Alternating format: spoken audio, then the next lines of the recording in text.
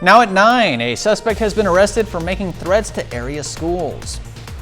COVID cases nationwide are dropping, but the Biden administration says more needs to be done to get Americans vaccinated. I'm Skylar Henry at the FDA headquarters in Maryland as officials decide whether to authorize Moderna and Johnson & Johnson's booster shots.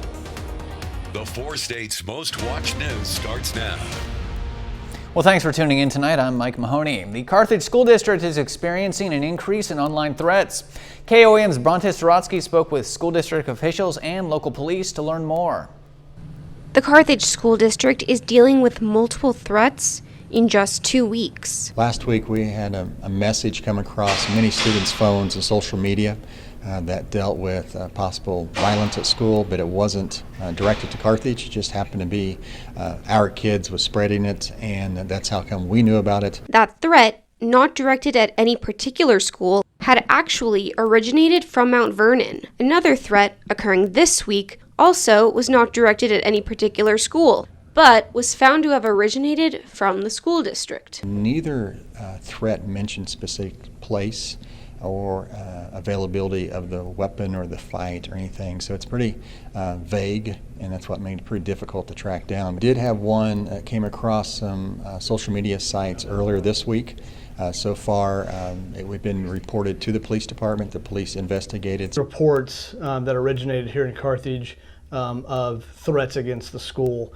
Some of them were very vague about what the threats were, and then upon investigation, one of them did have to deal with our school, and the other one ended up being out of our district. The juvenile responsible for the post circulating from Carthage was identified and detained according to a Facebook post from the Carthage School District. And then eventually led us to, the juvenile suspect that ultimately ended up saying that, he didn't mean to post it type thing. Now, both Dr. Baker and the local PD are asking students to think before they post. In Carthage, Bronte Sorotsky, KUAM News.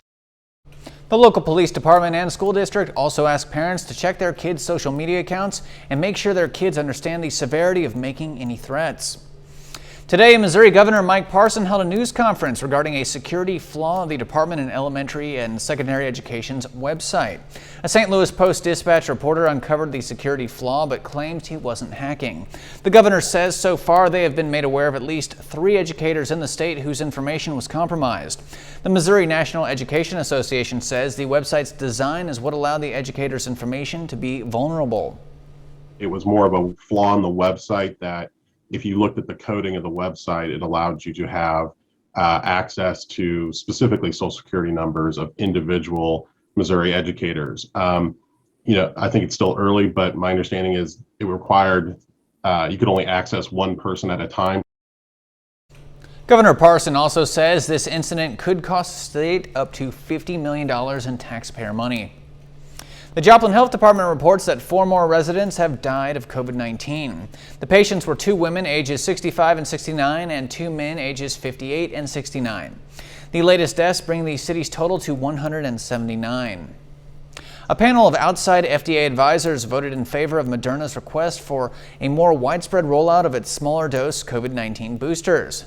Those shots could start going into Americans' arms as soon as next week, pending guidance from the CDC.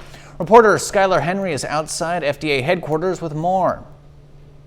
We do have a unanimous 19 out of 19 yes vote. An FDA advisory panel has voted to authorize Moderna booster shots for people vaccinated at least 6 months ago, who are high risk or over 65 years old. I think it's critical that we prevent infection as much as we can. A CDC committee will meet next week to set guidelines for the rollout. Moderna booster shots are already being administered to some immunocompromised Americans. The FDA panel will also vote Friday on whether to authorize a second Johnson & Johnson dose for some high-risk Americans. And they'll hear a presentation of mixing booster shots from different manufacturers. The FDA and CDC have already authorized Pfizer's 3rd shot for older and higher-risk Americans. The Biden administration says so far, 1 in 3 eligible seniors have received that booster shot. At the White House, President Biden touted progress on getting more Americans vaccinated. But he says the number of unvaccinated Americans, 66 million, is still too high. Please get vaccinated. That's how we put this pandemic behind us. The president credits employer mandates for driving the latest surge in COVID-19 shots. The Labor Department is expected to issue an emergency rule soon for businesses with 100 or more workers to implement vaccine requirements or regular testing. Skyler Henry, CBS News, Silver Spring, Maryland. Later this month, an FDA committee will meet to decide whether to authorize Pfizer's COVID-19 vaccine for children ages 5 to 11. President Biden says enough vaccine doses have already been purchased for that age group. The Carthage School District is showing off their newest addition, and it involved a special guest. Missouri Governor Mike Parson was on hand today as the district unveiled its new Tech Center South Campus. We've been able to go to a lot of technical centers across the state, but needless to say, of course, this one is newer than a lot of them, but I just thought an excellent presentation they did here today. What a great opportunity it is for our young men and women out there to be really get prepared for the workforce of tomorrow. So they're very blessed to have this kind of facility here in Carthage, I can tell you that. And you can check out the new center for yourself at an open house that is on Monday from 5 to 6 p.m. Mocan Partnership and General Mills teamed up to raise awareness about career opportunities in the manufacturing industry. The companies hosted Manufacturing Day in Neosho, Missouri. Hundreds of area high school students got to see live demonstrations, virtual reality experiences, and educational opportunities from 17 companies related to manufacturing. And we've gotten a really good group of students. We have had them from Stockton, from Monette, and of course all of our local schools. But they're all getting exposed to all these manufacturers, and they're seeing the different products that are made, and they're getting to touch stuff, feel stuff, eat stuff that are made right here in the four-state area. And those students came from high schools in about 10 area counties. KOAM News at 9 on Fox 14 takes this time to honor another four-state hero. Scott Bierbauer served in the U.S. Army from 2004 to 2005. The Fort Scott, Kansas native was stationed in Iraq. We salute Specialist Scott Bierbauer, tonight's four-state hero. All right, Doug is next with a complete look at your full forecast.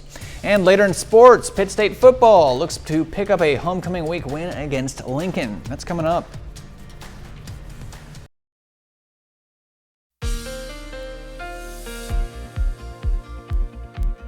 Well, it definitely turned out to be a gloomy day for us today. Temperatures a little bit cooler and a lot of clouds. We had some on and off showers early today, and then a few more popped up this evening. All of them have been fairly light throughout the daytime hours, but still some rain chances in the forecast for us a little bit later on tonight.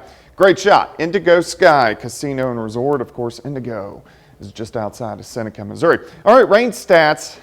The rain today, light, 4/100ths of an inch at the airport in Joplin, but for the month, 2.5 inches for the year, almost 41 inches, so we're above average by about 3.5 inches, which is always good, especially when we need the rain this time of the year. 64 in Nevada, 66 in Neosho, 67 in Miami, 64 in Pittsburgh, 62 in Neodesha, but the colder air is working in. This storm system that is pushing through right now, look at the colder air behind it. Denver's 36, Goodland 43. So we are going to tap into some of that cooler air as we go into about the next 24 hours. As of right now, it looks okay. Still feels good. 67, winds are pretty much calm.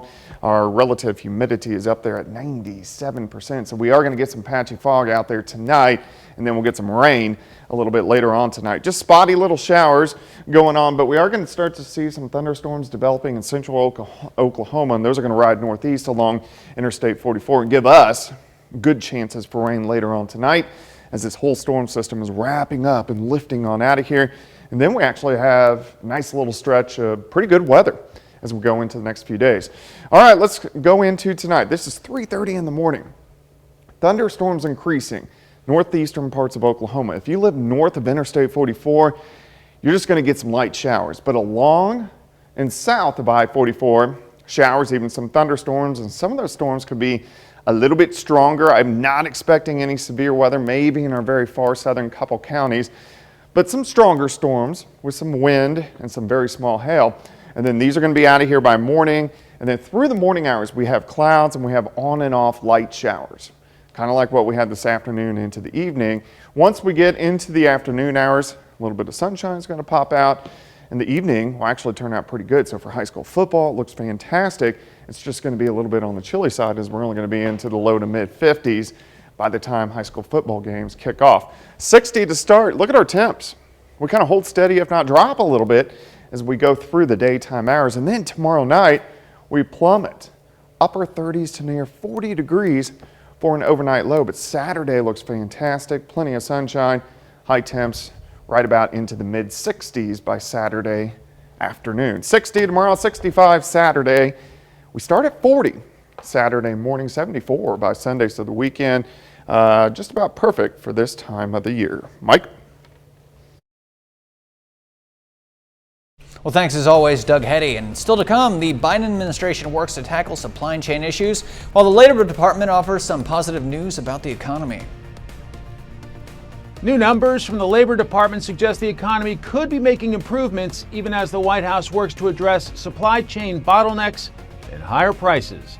I'm Mike Emanuel in Washington with more on what's giving economists hope coming up. Welcome back to your News at 9. Even as supply chain delays and higher prices plague the U.S. economy, today there was a sliver of hope from the Department of Labor. Fox News' Mike Emanuel takes a closer look. At the Port of Los Angeles, officials say progress is being made toward becoming a 24/7 operation. After President Biden announced Wednesday the White House helped broker a deal to ease supply chain bottlenecks and get dozens of stalled ships docked and unloaded. We need to keep the cargo moving, and 24/7 operations will do that. Yet critics say the president's efforts are too little, too late. It's only 72 days left to Christmas. And whether the ports are open 24 hours a day or 48 hours a day, you cannot get labor. If you cannot get labor, you cannot get trucks, you cannot get those merchandise out. But new numbers from the Labor Department suggest more Americans are ready to get back to work. The number of people filing for unemployment benefits dropped to a new pandemic low last week, dipping below 300,000 for the first time since March 2020. This is a testament to the progress we've made on the economy, thanks to President Biden's success in getting Americans vaccinated and getting economic relief to the middle class. Still, Republicans argue Democratic policies are stalling economic growth. Wages are going up. We have all these supply dislocations, so commodities are going up. I see a witch's brew of ingredients for stagflation. Wages are going up. The U.S. Bureau of Labor Statistics reports hourly pay rose 4.6% over the past year. But prices are up even more, this week showing a jump of 5.4% from the year before. In Washington, Mike Emanuel, Fox News. Farmers are warning of a possible pumpkin shortage ahead of the holiday season. Fox Business Network's Grady Trimble takes a look over at the world's pumpkin capital. Here in the pumpkin capital of the world, the farmers tell us there is no shortage of pumpkins. They say it was an average year, not great, but okay. So there is some sort of problem. We're trying to get to the bottom of it, and John Ackerman with Ackerman Family Farms will help us do that. So where is the problem? Why are people experiencing a shortage of pumpkins somewhere along the line? Well, the problem's really not at the farm. Here at our farm, we've had a just incredible bounty this year. You know, it varies from farm to farm. The problem's not at the farm, it's not at the factory. They've been moving right along. The problem may be in the supply chain somewhere. I think it's really a story of just a delay, not a shortage. We have heard there might be delays getting the canned pumpkins to store shelves. 90% of the world's pumpkins, or the country's pumpkins, come from this part of Illinois, which is pretty remarkable. Yeah, we get to claim that we're the pumpkin capital of the world. Over the last many years, we've had 95% of the country's pumpkins were canned right here in Morton, Illinois. And as you mentioned, there might be a delay. You might not see canned pumpkins on store shelves as early as usual. You might also have to pay more for them, and that's because the prices of the cans themselves, they're going up, and the cost of labor is going up. We hate to talk about the rising prices and inflation so much, but we don't want you to be caught off guard this holiday season. In Morton, Illinois, Grady Trimble, Fox Business. Southwest Airlines is offering a gesture of goodwill after all of its travel woes. Customers are being given what's called a Southwest Love voucher for future flights. This comes after the airline canceled or delayed thousands of flights this week. The disruptions occurred after the carrier struggled during the summer with delays and cancellations as well. A senior Southwest executive has admitted to employees that the airline is still understaffed and might need to reduce flights in November and December. When we return, we have got an update from the U.S.-Mexico border. Migrants continue to come across the southern U.S. border as the United States opens up to more international travel. I'm Rich Edson in La Jolla, Texas, and I'll have that story coming up. The U.S. southern border continues to see an influx of migrants, but a different type of migration will soon take place in this region as the U.S. opens itself up to more international travel. Fox News' Rich Edson has the details. Texas law enforcement says in the Rio Grande Valley there is steady drug and human smuggling, while officers say they encounter many of these suspects at night. We're seeing about 2,000 apprehensions a day, according to U.S. Border Patrol. This activity that we're seeing on the Mexican side with men that are armed and have body armor, that's of interest. Customs and Border Protection says it apprehended more than 1.5 million migrants from October 2020 through August of this year. CBP officials say this week in the Rio Grande Valley, they apprehended gang members and others with convictions for sexual assault of a minor. Fox News has learned through internal Border Patrol documents that since March, more than 30,000 migrants were released into the U.S. who also became eligible for work permits under a special parole authority. Meanwhile, preparations are underway for the reopening of the U.S.-Mexico border to vaccinated tourists. The Biden administration says next month, non-essential travelers can provide proof of a COVID-19 vaccination at U.S. land ports of entry. State and local officials say they're working with the federal government to help visitors get access to COVID vaccines. We're also working very closely with the Biden administration and the House Committee on Foreign Affairs to make sure that we're helping countries like Mexico get the vaccines that they need so that people are not being penalized by this. Beginning in January, the U.S. will require all inbound travelers, including essential workers like truck drivers, to show proof of vaccination. In La Jolla, Texas, Rich Edson, Fox News. When we return, the John Deere company is dealing with a massive strike today. More than 10,000 workers have walked off the job after rejecting a deal from John Deere management. And we've got the details in just 2 short minutes. Welcome back to your KOAM News at 9 on Fox 14. More than 10,000 employees at John Deere are now on strike. They walked off the job after rejecting a deal that would have given some workers pay increases of 5% and others increases of 6%. It's the first major strike at John Deere in 35 years. A vice president with the United Auto Workers says the union members at John Deere are striking for the ability to earn a decent living, retire with dignity, and establish a fair work rules. John Deere's vice president of labor relations says the company will continue to hear out its employees and resolve this strike. All right, we'll stay right there. We've got a lot more news headed your way, as well as another look at your weather with Chief Meteorologist Doug Heddy and your KOAM Sports Report with Sports Director Jacob Leonard. That's all coming up right here on your KOAM News at 9 on Fox 14. Gusty winds threaten to further fuel a fast-moving fire in Southern California. I'm Jeff Paul in Los Angeles. I'll have that story coming up.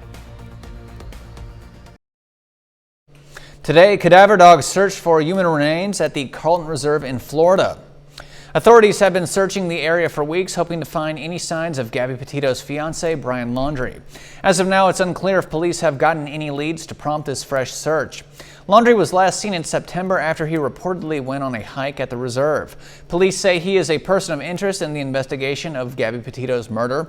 He is also wanted on a federal warrant for the unauthorized use of Petito's credit card. Another wildfire is scorching land in Southern California. The Elizal fire threatens dozens of homes, and strong wind gusts could impact firefighters. Fox News' Jeff Paul has the latest. Firefighters in Southern California are battling shifting winds as they try to contain yet another wildfire. Since erupting Monday, the Elizal fire has charred more than 24 square miles west of Santa Barbara. Crews working the rugged terrain got some help from several water-dropping air tankers and helicopters on Wednesday. But fire officials say the strong wind gusts threatened to ground those craft. We had 40, 50 mile an hour winds on the top of the ridge where the fire started, and trying to fly and get down there was incredibly rough and not a safe environment for us to be even trying to get some retardant on the ground. The Elizal fire stands at roughly 5% contained, threatening more than 100 homes, ranches, and other structures.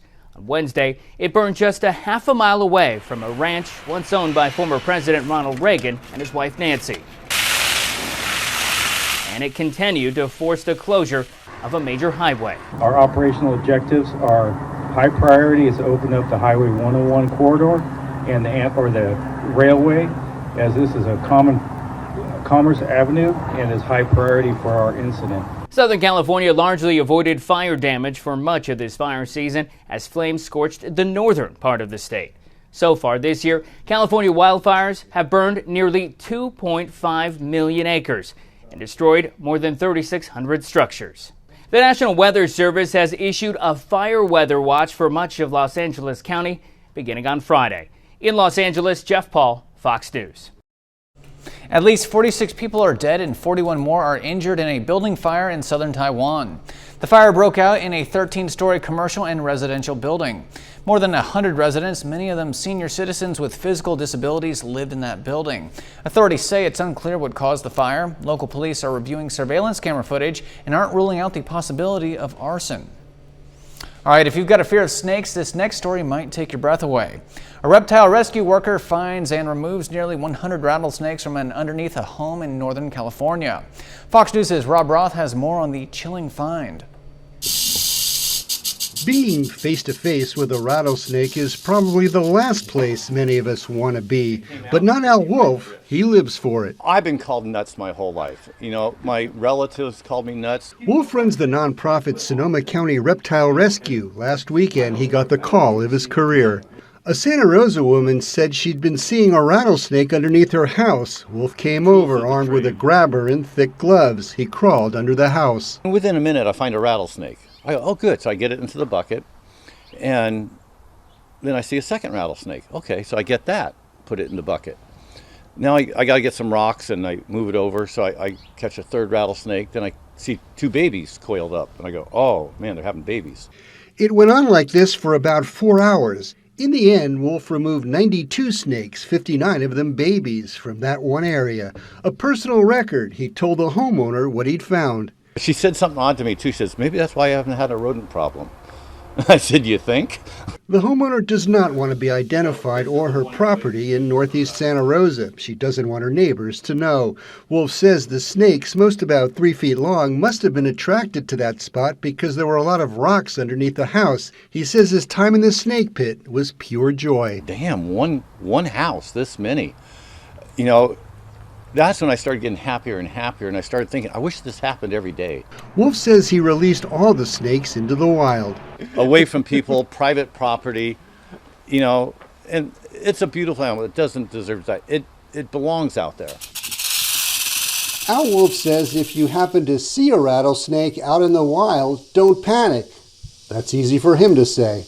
If you see a rattlesnake right in front of you, do this. Really simple. Step back. And if you see one in Sonoma County, Wolf says call the Reptile Rescue. I love it. It's what I do. Wildlife officials in Colorado came to the aid of an elk who had a tire wrapped around its neck for 2 years. The more than 600-pound elk was first spotted with the tire around its neck back in July 2019 after officials conducted a population survey of various animals in the Mount Evans Wilderness near Denver. The elk had to be tranquilized and the antlers were cut off to remove the tire from its head. Wildlife officials say they have also seen hammocks, clotheslines, decorations, and even holiday lighting stuck on the bodies of various animals. All right, we'll be right back with Chief Meteorologist Doug Hetty and another look at your weather. Stay tuned.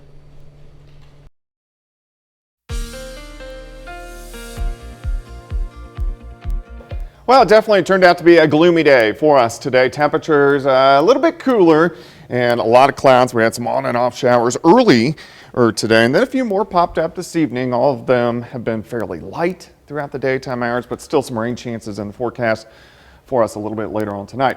Great shot. Indigo Sky Casino and Resort. Of course, Indigo is just outside of Seneca, Missouri. All right, rain stats.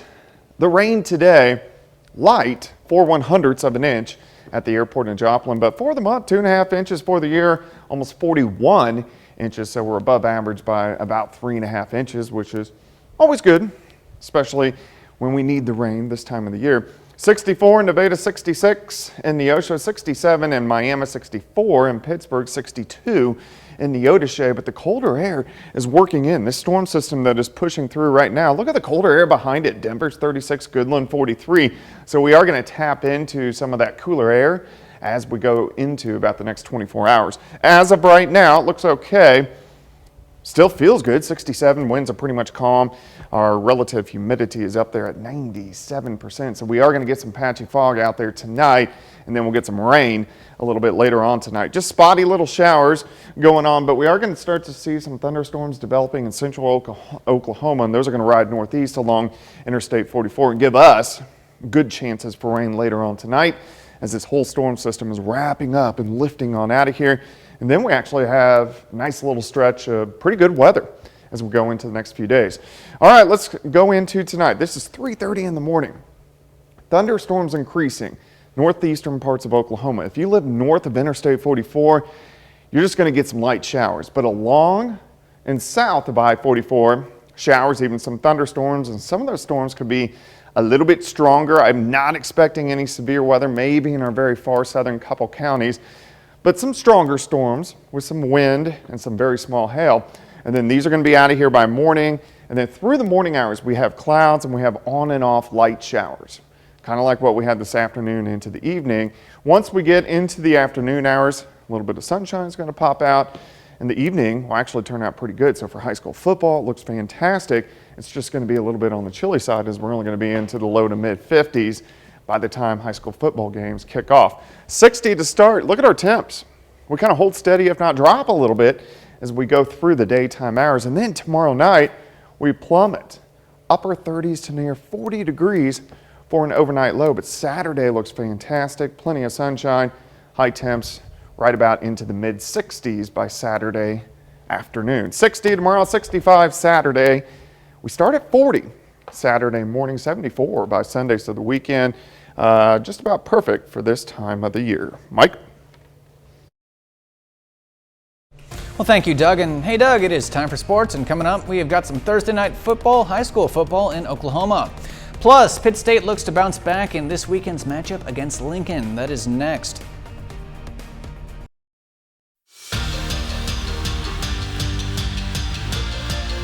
This week is homecoming week for the Pittsburg State Gorillas. Pitt State welcomes in Lincoln on Saturday in week 7 of their MIAA schedule.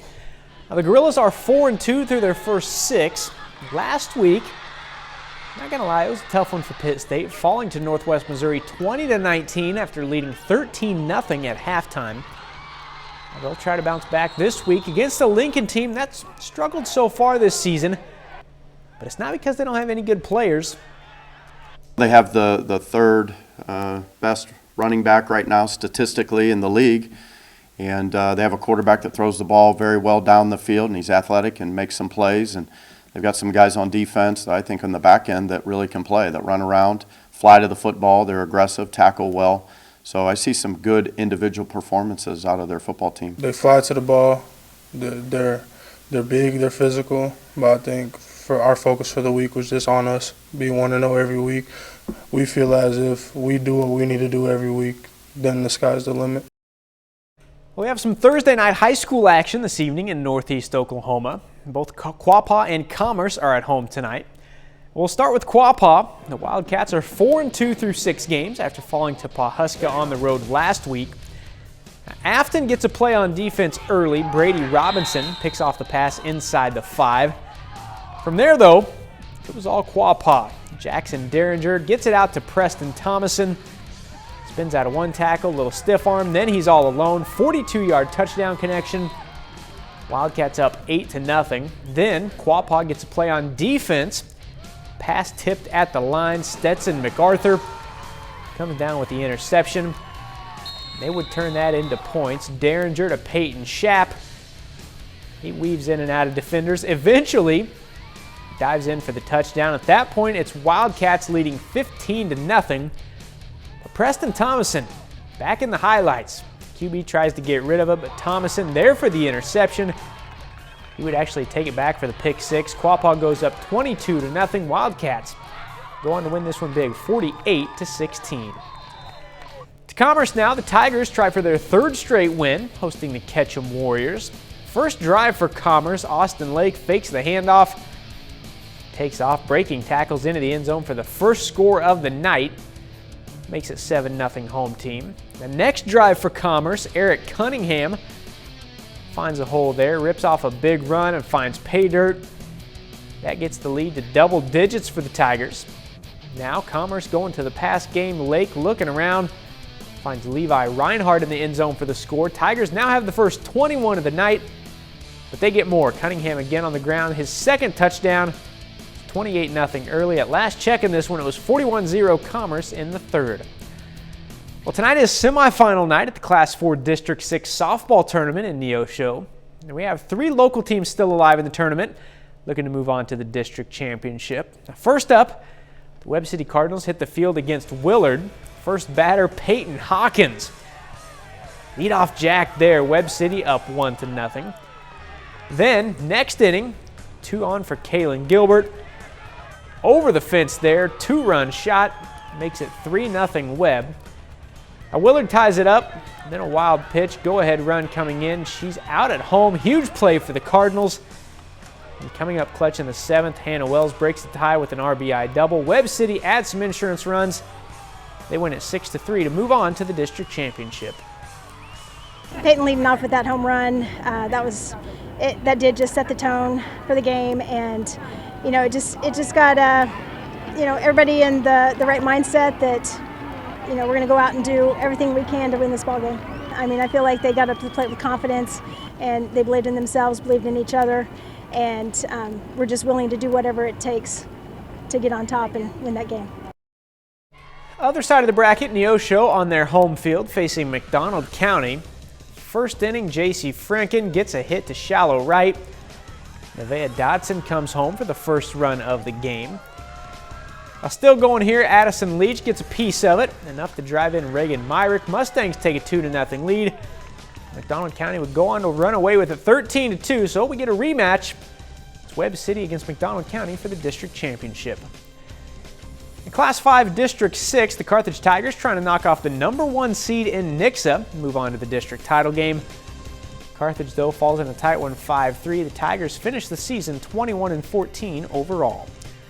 And that's it for sports. We're back with more news after this. Welcome back. Many courtrooms turned to Zoom to hold court proceedings during the pandemic, and it's left many wondering, has the pandemic changed the way we'll appear in court for good? Fox News' Jenna Sachs spoke with some legal professionals to find out.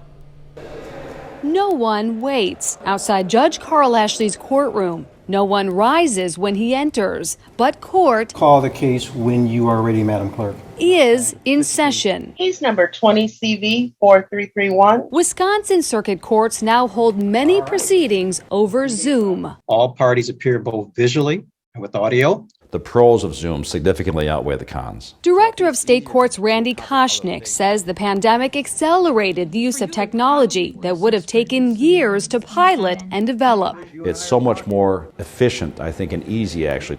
Before the pandemic, this part of the courtroom would be full. The plaintiff and their attorney over here. The defendant and their attorney here. The sheriff's deputy over here.